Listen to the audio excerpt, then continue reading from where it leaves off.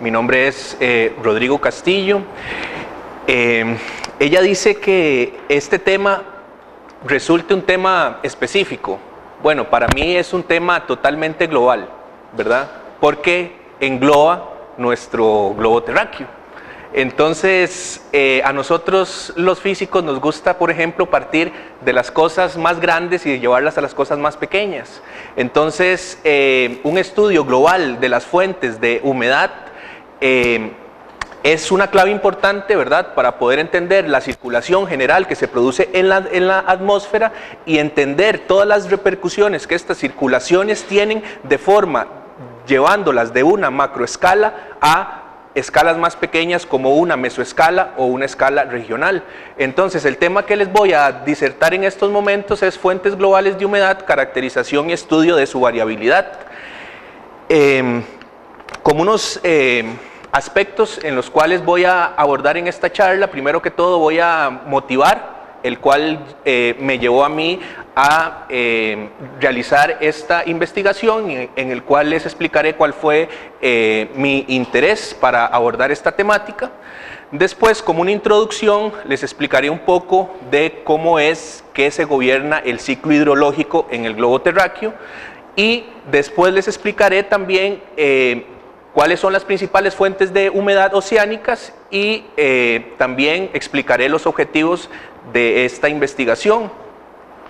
En la metodología explicaré cuáles son los principios físicos que gobiernan el ciclo hidrológico climático, y también utilizando una aproximación lagrangiana que no abordaré mucho en este tema, puedo yo resolver las ecuaciones que gobiernan ese ciclo hidrológico, y con un modelo que se conoce como FLEXPAR, que utiliza esta aproximación, yo resuelvo las ecuaciones y logro tener salidas y resultados para ver cómo es que se comporta el transporte de humedad en el globo. Y después, para tener una consistencia estadística de los resultados que yo obtengo a partir de los ordenadores, entonces utilizo una técnica que es una técnica estadística que en inglés se conoce como composites o composites. Y en el desarrollo de la investigación abordaré principalmente el tema de la distribución de la precipitación continental. Sabemos que la mayor parte del globo está conformada por agua, ¿verdad? Y los rayos del sol, cuando entran en la atmósfera, penetran y pegan sobre los océanos, y esta agua evapora, ¿verdad? Y cuando esta agua asciende, es transportada hacia los continentes y también puede precipitar sobre los océanos, pero yo principalmente me voy a enfatizar en cuál es el aporte de esta evaporación que llega desde los océanos hacia las zonas continentales. También explicaré un poquito cuál es la afectación que tiene una intensificación de estas fuentes de humedad del globo terráqueo a la precipitación continental. También veremos los papeles que juegan los principales modos de variabilidad climática. Creo que ustedes en las noticias han oído hablar mucho del Niño, ¿verdad? Y todo el mundo habla del Niño o de la Niña o las oscilaciones. Bueno, aquí explicaré muy bien cómo ese fenómeno del Niño, oscilación del sur, impacta en la precipitación que llega hacia las zonas continentales, y también abordaré otros dos modos o otras oscilaciones, como son la oscilación anular del norte y la oscilación anular del sur, también conocidas como la oscilación ártica y la oscilación antártica. Después veremos por medio de modelos cómo estas principales fuentes de humedad pueden ser variadas o pueden ser afectadas por efectos de cambio climático, y estas nuevas fuentes que se generan a partir de una afectación del cambio climático esperaríamos que resulte en una nueva afectación a la precipitación que llega hacia los continentes. Entonces abordaremos también este pequeño punto. Y por último, si lo considero pertinente, podría hablar un poco de las regiones climáticas continentales y ver cuáles son las fuentes de humedad que afectan a las mismas. Y por último, se darían las conclusiones sobre la investigación que se realizó.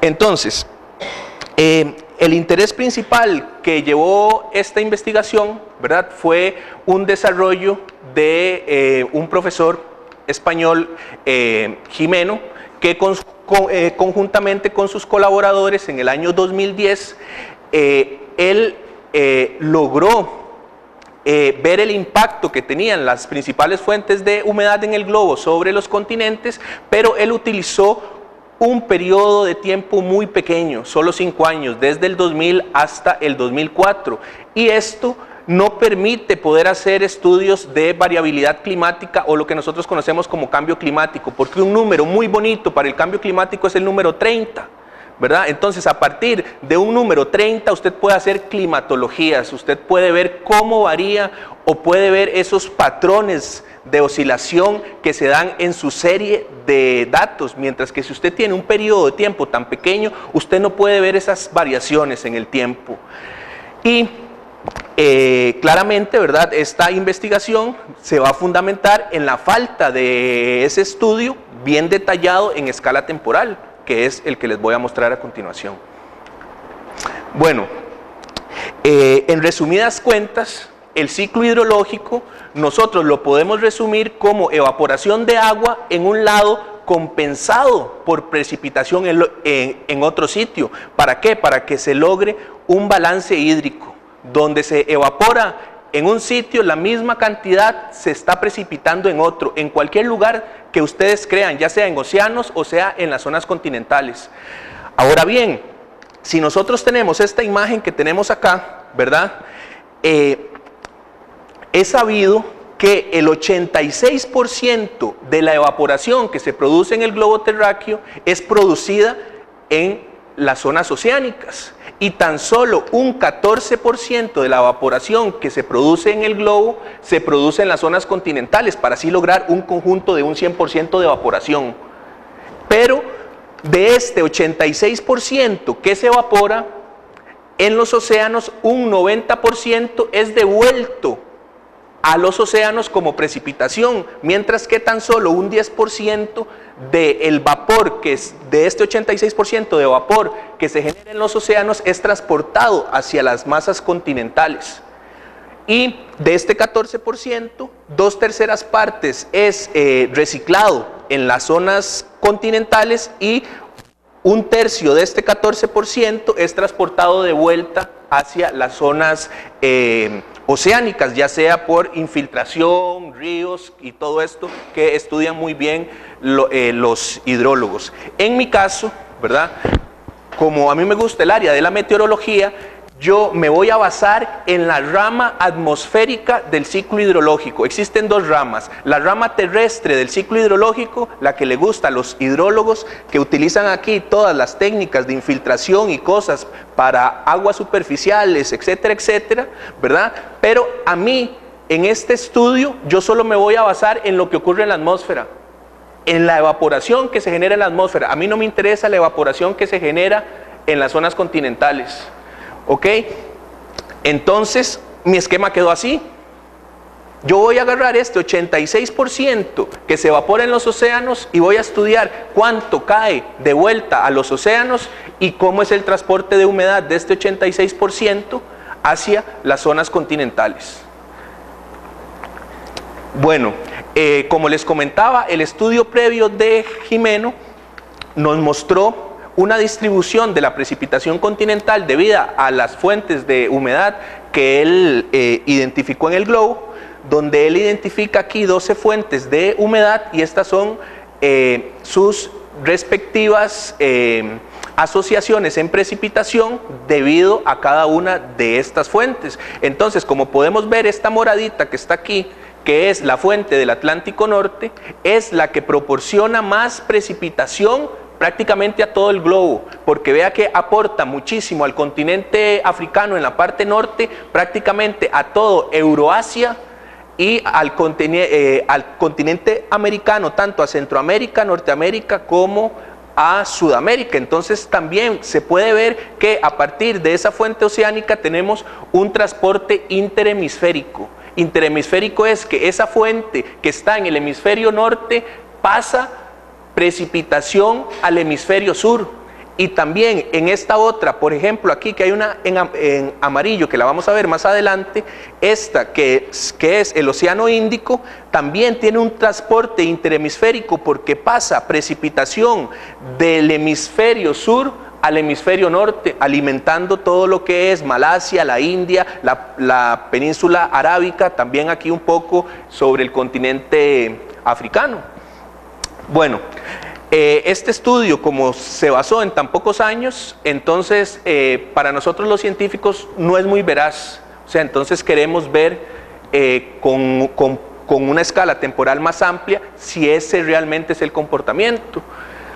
Entonces, a partir de esos estudios de Gimeno y colaboradores, se plantearon 4 preguntas científicas, las cuales yo voy a responder en esta charla. La primera es, ¿cómo los cambios en la intensidad, es decir, más evaporación sobre las regiones fuentes de humedad oceánicas, afectan a la distribución de la precipitación continental?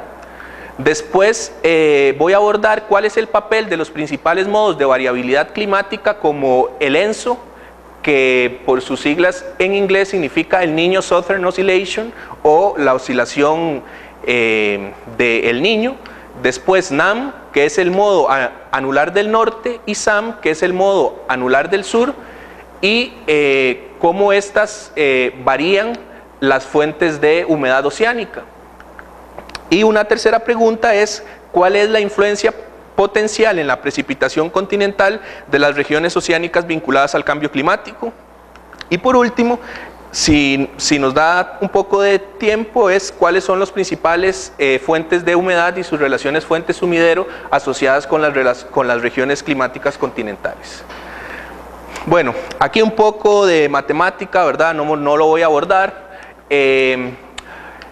Estas son las ecuaciones del balance hídrico que yo tengo que resolver, ¿verdad?, para poder ver cómo es que se transporta. Solo me voy a enfocar aquí, esto significa evaporación y esto significa precipitación. Entonces esto, E menos P, nosotros lo conocemos como el flujo de agua dulce. Si el flujo de agua dulce es negativo, indica que hay más precipitación que evaporación, o sea, hay un sumidero, posiblemente esté lloviendo, por así decirlo. Después, si este flujo de agua dulce es positivo, indica que hay más evaporación que precipitación. Entonces podemos decir que hay una fuente. ¿Una fuente de qué? Una fuente de vapor de agua, ¿verdad?, que muy posiblemente a futuro podría precipitar, depende de las condiciones. ¿Ok? Bueno, aquí utilizando el modelo, entonces yo voy a resolver ese flujo de agua dulce sobre una columna, ¿verdad? Yo lo que tengo es el globo terráqueo, y entonces yo divido el globo terráqueo en una rejilla, ¿verdad?, de 1 grado por 1 grado. Y como sabemos, en latitud tenemos 180 grados y en longitud tenemos 360, entonces yo meto eso en una rejilla y cada cuadrito de esos mide 1 grado por 1 grado, y 1 grado por 1 grado son 110 kilómetros, o sea que yo voy a tener información del globo terráqueo cada 110 kilómetros. Si yo pusiera esa rejilla encima de Costa Rica, a lo mejor no tengo ni un punto, ¿ok?, porque es una rejilla muy gruesa, pero a nivel global es bastante acertada. Entonces, si usted se imagina el plano, no en forma geodésica, sino un planisferio, ¿verdad?, yo tengo todos esos puntos. Esta cajita de acá me representa a mí la horizontal, o sea que esa cajita de 1 grado por 1 grado es la base de este paralelepípedo o esta columna, y su altura me va a representar la vertical, o sea, la atmósfera. ¿Qué es lo que voy a hacer yo? Yo voy a contar todas las partículas que tienen humedad y las voy a advectar con los vientos para poder ver cómo se comporta, y sumo el aporte de ellas en toda su columna y puedo saber si efectivamente sobre la superficie hay evaporación o hay precipitación. ¿Ok? Entonces aquí la configuración del modelo, uso datos de 1 por 1 del centro europeo, utilizo ya escalas más largas de tiempo, no del 2000 al 2004, sino voy a utilizar dos series de tiempo, una de 1980 al 2000 y la otra de 1980 al 2012. Y el modelo yo lo inicializo con 2 millones de partículas y hago todos los cálculos y hago la técnica estadística, muy bien. ¿Y hubieron resultados? Sí. ¿Están publicados? También. Entonces, si pueden ver, hay artículos en la PLOS ONE, en el Geophysical Research Letters, en el Water Resources Research, en el Frontiers in Earth Science, otro en el Water Resources Research. Entonces, realmente la investigación fue satisfactoria. Ahora bien, esto es un poquito sobre la técnica estadística, entonces no lo voy a abordar.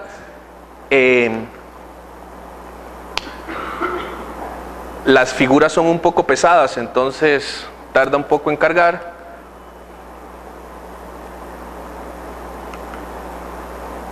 Pero bien, aquí está lo importante del asunto. Cuando yo calculo la divergencia del flujo de humedad, yo con un umbral de 750 milímetros año puedo definir las fuentes de humedad. Entonces realmente el planisferio, el globo terráqueo está caracterizado y yo puedo definir de dónde proviene, o sea, cuál es el origen de la precipitación, de dónde viene. Entonces, aquí, por medio de trayectorias, yo puedo identificar claramente, bueno, el agua que me viene a mí a Costa Rica, muy probablemente venga del Atlántico Norte, venga del Golfo del Caribe, del Golfo de México y el Mar Caribe, puede también venir del Pacífico Norte o puede también venir del Pacífico Sur. Pero aquí nosotros lo vamos a trazar, ya vamos a ser veraces y decir, no, la gotita que me llegó aquí viene de tal sitio. ¿Ya? ¿Por qué? Porque lo estamos siguiendo su trayectoria en el tiempo. Entonces, con este esquema se definieron 12 fuentes. La primera es la del Pacífico Norte, la del Pacífico Sur, la del Atlántico Norte, la del Golfo de México y el Mar Caribe, la del Mar de Arabia, la corriente de Zanzíbar, la corriente de las Agulas, el Océano Índico, el Mar de Coral, que es este de acá, y no utilizando este umbral, sino los límites de su propia cuenca, utilizamos la fuente del Mar Mediterráneo y el Mar Rojo. Entonces, ¿qué obtuvimos? Bueno, obtuvimos estos patrones. Entonces, aquí con los colores sí es más fácil identificar de dónde proviene esa precipitación. Por ejemplo, la fuente del Atlántico Norte es la fuente dominante especialmente sobre invierno. Sin embargo, su influencia sobre Eurasia desvanece durante verano. Entonces podemos ver cómo aquí en invierno esa fuente del Atlántico Norte da mucha precipitación a Euroasia, mientras que cuando el hemisferio norte está en verano no aporta. La única que le aporta es el Mediterráneo. Después podemos ver que existen pequeñas fuentes que proporcionan cantidades desproporcionadas de humedad en relación con su tamaño, como son el Mar Mediterráneo y el Mar Rojo. Acá vemos que son fuentes que dejan mucha evaporación, aunque sus cuencas sean muy pequeñas. Y como lo mencioné, este mismo resultado fue el que de los trabajos anteriores de Gimeno que cité, es lo del transporte interhemisférico que se da en el Atlántico Norte y también se da en el Océano Índico, de este hacia el norte. Ahora,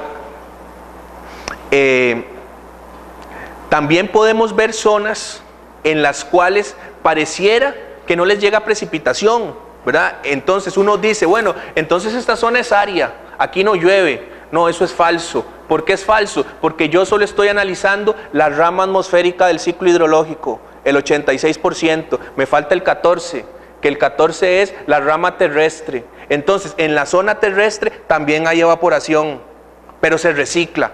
O sea, evapora en la tierra y vuelve a caer en la tierra.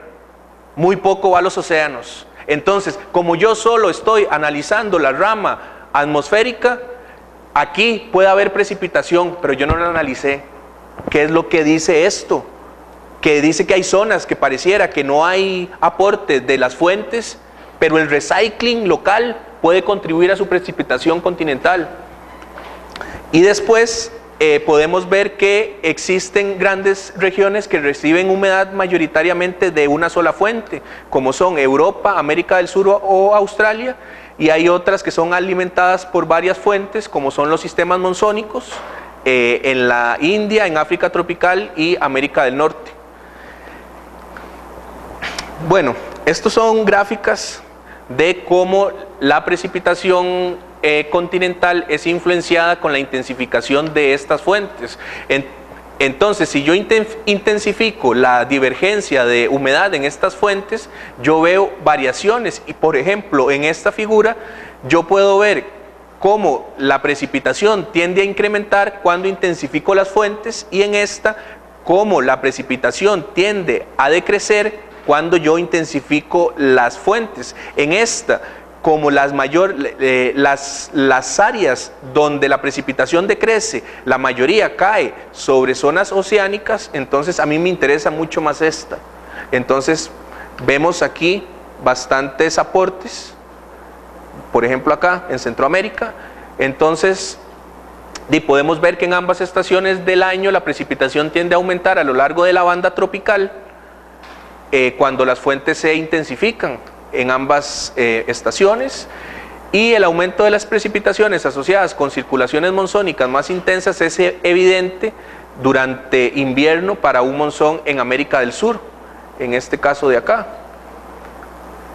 Y después también podemos ver el incremento del transporte de humedad desde el mar de Arabia en la intensificación de la precipitación asociada con el monzón en Asia. Esto es acá. Entonces vemos cómo en esta fuente que está acá, que es la de Arabia, hay un transporte que afecta el monzón en la India. Entonces, aunque ellos estén en verano, ese verano no quiere decir que es un verano seco, ¿verdad? ¿Por qué? Porque nosotros vivimos en el trópico. Por ejemplo, si yo a ustedes les hago una pregunta, como nosotros estamos en el hemisferio norte, ¿verdad? Costa Rica está ahí. ¿Cuál es el verano que existe en el hemisferio norte? ¿Alguien me puede responder? ¿Ah? No, ¿cuál es la estación? ¿Cuáles son los meses del verano en el hemisferio norte? Sí.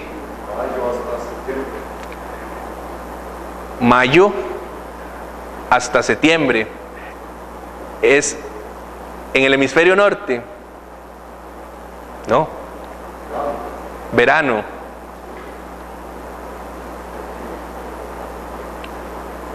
Bueno, viéndolo desde la perspectiva que dice el compañero, está bien. Realmente el verano en el hemisferio norte es junio, julio y agosto. Él lo que dio es un verano extendido, ¿verdad?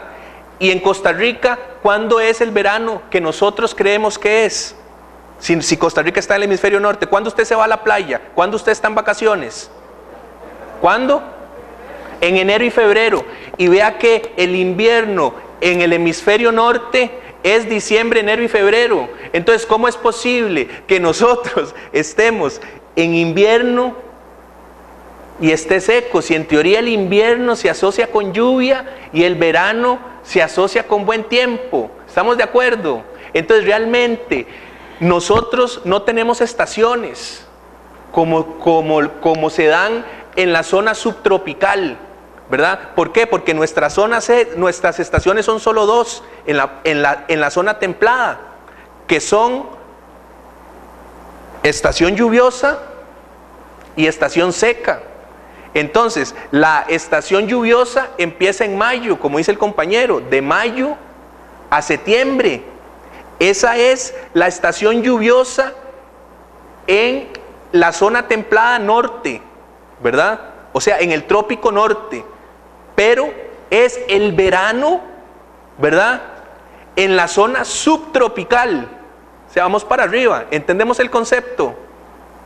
Y si yo tomo el opuesto, entonces nuestra estación seca iría de octubre a marzo, pero ellos estarían en invierno. Y lo opuesto pasa si yo me voy al hemisferio sur. ¿Ok? ¿Te puedo hacer una pregunta? ¿De dónde eres? Alemania. Ok, perfecto. Entonces, claro, él sabe cuáles son sus estaciones. Él me dio una estación extendida, pero realmente su verano es junio, julio y agosto. ¿Por qué? Porque después septiembre, octubre y noviembre sería otoño, y ya después sigue invierno, y ya después sigue primavera. Entonces nosotros no tenemos eso. Nosotros solo tenemos o llueve o no llueve, pero nosotros mal hablados que no sabemos distinguir, decimos invierno o verano. No, invierno o verano no existe para nosotros.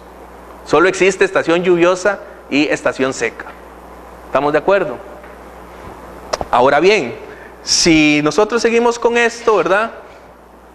Aquí analizamos un poco de la afectación que tiene el Niño, oscilación del sur en las fuentes de humedad oceánicas, y también los modos anulares, utilizando los índices respectivos. Obtenemos patrones, sí, obtenemos patrones. Esto es cómo se comporta o cómo se afectan esas fuentes por un evento el Niño, y esto es cómo se afectan esas fuentes por un evento la Niña. Aquí solo estoy tomando el invierno boreal. Boreal es en el hemisferio norte y austral es en el hemisferio sur. En este caso lo estoy analizando con el invierno boreal. Y entonces sí, se pueden dar conclusiones, muchas. Por ejemplo, se incrementan las contribuciones de humedad desde las fuentes del Pacífico Sur, el Pacífico Norte, el Golfo de México y el Caribe, y el mar de coral hacia el Pacífico Ecuatorial. Entonces aquí vemos todas las contribuciones que se dan hacia el Pacífico Ecuatorial de esas fuentes. También podemos ver que las zonas subtropicales reciben más humedad de las fuentes más cercanas. Por ejemplo, el sur de América del Norte, desde las fuentes del Pacífico Norte, el Atlántico Norte, el Golfo de México y el Mar Caribe. Entonces, esto es acá, ¿verdad? Entonces, vemos que una afectación del Niño, ¿verdad?, da transporte, ¿verdad?, hacia el Caribe. Nosotros ahorita estamos en un año Niño. Entonces, un año Niño, ¿verdad?, es seco, ¿verdad? Pero es seco solo en la parte pacífica. No quiere decir que en el Caribe va a estar seco también. ¿Por qué? Porque nosotros tenemos un transporte con los vientos alisios que van a intensificar esa precipitación hacia la zona del Pacífico. Y entonces hay efectos mecánicos, ¿verdad?, de cuando esos vientos están transportando esa humedad hacia el Caribe costarricense. No hay nada que los detenga, ¿verdad? Entonces, en el momento en que esos vientos, ¿verdad?, vienen con velocidad transportando todas esas partículas de vapor de agua, de ahí chocan con un muro. ¿Cuál es ese muro?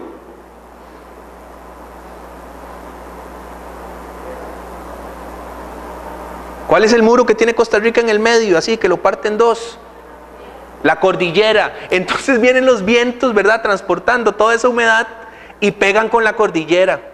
Y entonces los vientos ascienden, se condensan y precipitan. Entonces gastan toda la evaporación y se queda del lado del Caribe. Y lo poquito que pasa, mucho llega a Cartago, por eso somos, bueno, yo soy de Cartago, por eso nos dicen los brumosos, porque nos llega ahí los restos, ¿verdad? Y ya, lo que pasa, ya no pasa nada. Ya todo es seco.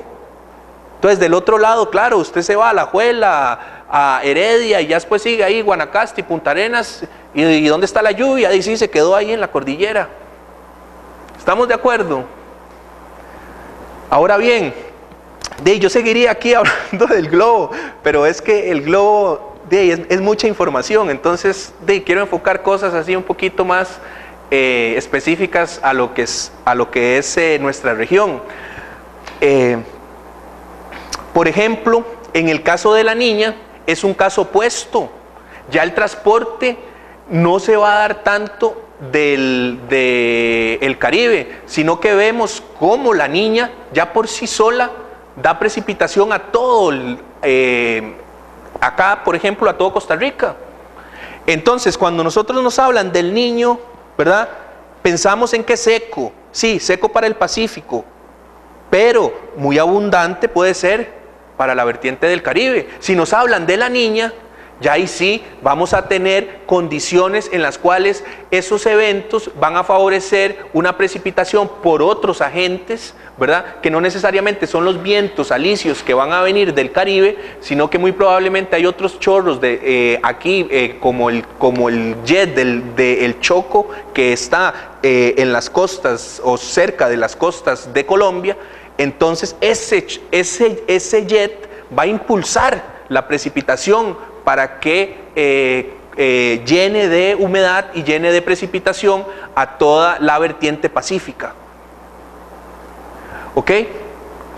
Entonces podemos seguir adelante y así ver un poco más. Esto es el modo anular del norte, que el modo anular del norte también es una oscilación que tiene mucha repercusión en el clima. Y realmente yo me acuerdo una frase que me quedó siempre muy clara de un profesor mío, que él me definió la física como la rama del conocimiento que se puede resumir en el estudio de osciladores armónicos acoplados. Entonces, si yo aquí les estoy hablando de oscilaciones, ¿verdad? De la oscilación del Niño, ahora les hablo del modo anular del norte, que el modo anular del norte es la oscilación ártica. Entonces, una superposición de esas dos oscilaciones es la respuesta al sistema como tal. Entonces yo no puedo llegar y decir, bueno, este año en Niño va a pasar esto. No, hay que ver en qué fase está otra oscilación global para poder hacer una superposición de las dos y ver realmente ese resultado. Y también existen unas oscilaciones que no son de escala global, sino que pueden ser más regionales, que también tienen mucha afectación en la zona tropical, como es la oscilación cuasi bienal y la oscilación de Madden-Julian. Entonces, una superposición de oscilaciones me da una respuesta de mi estado al cual yo quiero estudiar y poder hacer predicciones a futuro. Entonces, realmente el modo que más afecta es el NAM en su fase positiva. En la fase positiva se van a dar una intensificación de las altas presiones del Pacífico y va a haber un transporte de humedad del Pacífico Norte que va a favorecer Asia. Entonces, por ejemplo, un NAM positivo va a favorecer a los japoneses. ¿Por qué? Porque les va a llevar precipitación. También un NAM positivo nos favorece a nosotros. ¿Por qué? Porque intensifica las altas presiones en el Atlántico, intensifica los vientos alisios, ¿verdad? Y lleva humedad al Caribe. Entonces, ahora sí, vamos a tener dos oscilaciones. Tenemos la niña está alimentando el Pacífico, pero realmente si una niña se superpone con un NAM positivo, entonces voy a tener un transporte de humedad del Pacífico y aparte voy a tener un transporte de humedad hacia el Caribe. ¿Ok? Entonces, todas esas condiciones van a favorecer muchísimo la precipitación. Entonces, son épocas en las cuales tenemos que prever. ¿Por qué? Porque muy probablemente vamos a tener que mitigar desastres. Vamos a tener que prever inundaciones, deslizamientos, todo ese tipo de cuestiones referidas a estas fases que pasan a nivel global, aunque también, como les digo, tenemos que involucrar esas otras que son a una escala más pequeña, pero unas oscilaciones macro, ¿verdad? Realmente son las que gobiernan el clima local. Y así sucesivamente. Para la fase negativa pasa todo lo contrario. Si es una fase negativa, entonces voy a tener no una intensificación, sino una disminución de los vientos alisios, entonces no voy a tener transporte hacia la cuenca del Caribe. Entonces uno juega, ¿verdad?, con esos índices para poder hacer predicciones. En el caso de SAM lo voy a omitir un poco porque esto afecta principalmente al hemisferio sur. Entonces, como nosotros estamos en el hemisferio norte, no vale mucho la pena hablar de ello.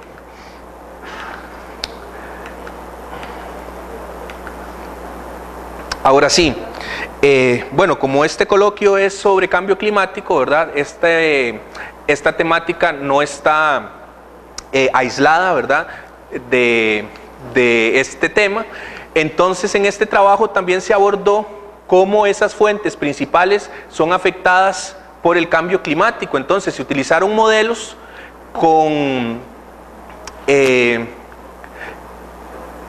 que tienen predicciones a futuro y se eligieron unas fuentes que están vinculadas a posibles cambios en la evaporación, menos precipitación, que es el flujo de agua dulce, y se utilizó el modelo para ver cómo esas fuentes dejaban la precipitación en los continentes de forma análoga que el caso anterior. Entonces se definieron estas nuevas fuentes.